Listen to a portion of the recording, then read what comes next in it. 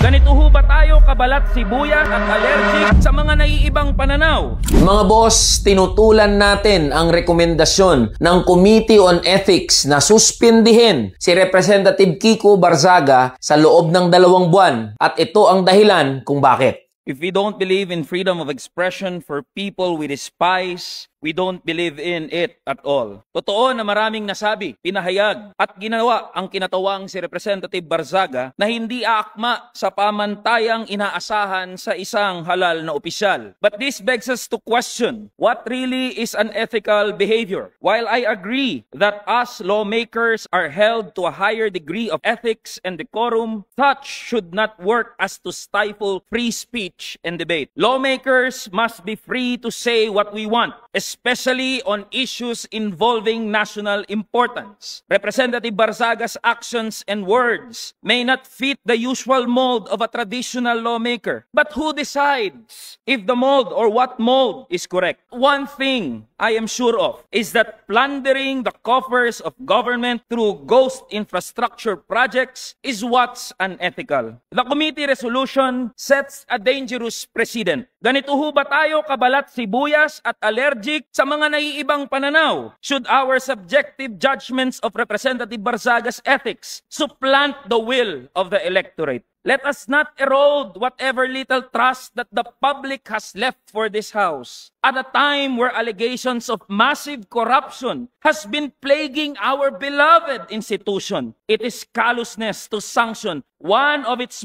most vocal critics, however eccentric, uncouth, or unpalatable his mode of delivery may be. What we need is to bring the public's trust back in this House, and this representation firmly believe that this move will not help us to move in that direction. Tara na, kamanggagawa.